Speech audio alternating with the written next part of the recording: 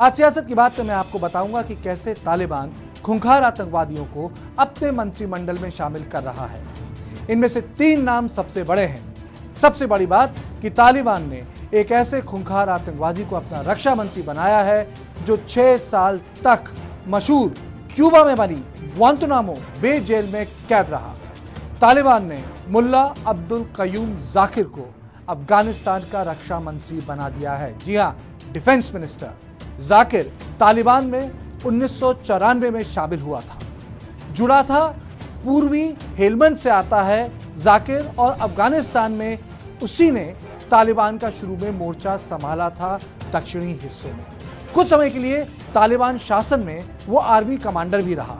उसने 2001 में अब्दुल रशीद दोस्तम की फौज के सामने सरेंडर किया था, जिसके बाद उसे अमेरिकी सेना को सौंप दिया गया।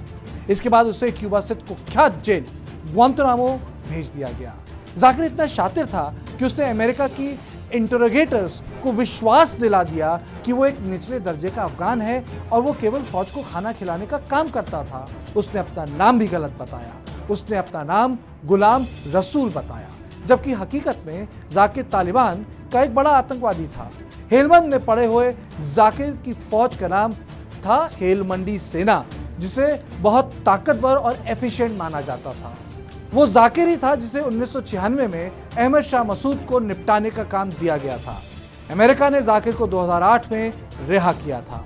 उसके बाद जाकिर ने फिर तालिबान के लिए बंदूक उठाई, लेकिन इस बार उसने गनी सरकार के खिलाफ युद्ध अफगानिस्तान में न रहकर पाकिस्तान से किया। यानी जब तक तालिबान का हमला पूरे अफगानिस्तान में कामयाब नहीं हुआ, तब तक उसने पाकिस्तान नहीं छोड़ा। जाकिर ने दोबारा से तालिबान की रूल बुक लिखी। उसने इस बात पर ध्यान दिया कि जंग के वक्त आम नागरिक क्रॉस फायर में ना आए और तालिबान की इमेज खराब ना हो। यही कारण है कि तालिबान ने जाकिर को रक्षा मंत्री बनाया है। जाकिर के संबंध दक्षिण अफगानिस्तान के बड़े कबीलों से बहुत अच्छे हैं, लेकिन एक बार फिर जाकिर के सामने पंजशीर की चुनौती है। इस बार वहां मसूद की जगह उसका बेटा अहमद मसूद मौजूद है। तालिबान की कैबिनेट में शामिल खूंखार आतंकियों की लिस्ट में दूसरा बड़ा नाम है इब्राहिम सद्र, जो अफगानिस्तान का गृह मंत्री नियुक्त हुआ है। जी हां, मिनिस्टर फॉर इंटरनल सिक्योरिटी। सद्र तालिबान में तब ताकतवर था कि तालिबान के नेतृत्व को लगता था कि वो कहीं पूरे संगठन पर कब्जा ना कर ले। तालिबान में सबसे बड़ी और मजबूत फौज इब्राहिम सद्र के पास थी। सद्र भी हेलमंद प्रांत से ही है और अफगानिस्तान में 2016 से 21 तक सबसे बड़े हमले अमेरिका के खिलाफ उसी ने करवाए थे। उसकी फौज पूरे अफगानिस्तान में ऑपरेट करती थी। इसके चलते तालिबान नेतृत्व को सद्र से कहना पड़ा कि वो अपने ही इलाके में काम करे।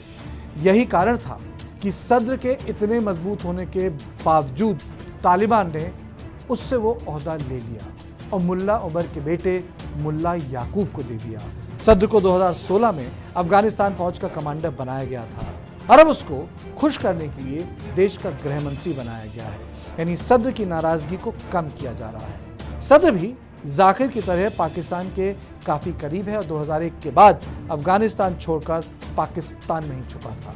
तालिबान कैबिनेट में शामिल खूंखार आतंकियों की लिस्ट में तीसरा बड़ा नाम है गुल आगा, जिसे अफगानिस्तान का वित्त मंत्री बनाया गया, फाइनेंस मिनिस्टर। गुल आगा कंधार से है और तालिबान के संस्थापक मुल्ला उमर का बचपन का दोस्त। आगा एक वक्त मुल्ला उमर के सबसे करीब माना जाता था और पिछले 20 साल में तालिबान के लिए पैसे की व्यवस्था का काम करना उसकी ही जिम्मेदारी थी। वैसे दिलचस्प बात यह है कि करज़ई सरकार के वक्त ये उन कुछ तालिबान कमांडर्स में था जिन्होंने सरकार में हिस्सा लिया था और नंगरहार प्रांत के गवर्नर भी बन गए थे। इनको अफगानिस्तान का बुलडोजर भी कहा जाता है, क्योंकि लोगों के कहने पर खुद सड़क बनवाने के लिए बुलडोजर चलवा देता था। इसके अलावा तालिबान अफगानिस्तान में अन्य पदों पर भी नियुक्ति कर रहा है। मुल्ला शरीन गवर्नर नियुक्त किए गए हैं और नजीबुल्लाह को अफगानिस्तान के खुफिया विभाग का अध्यक्ष बनाया गया है। ये सब वो लोग हैं जिन्होंने अमेरिका के दांत खट्टे किए हैं और अब इनसे अमेरिका को ही डील करना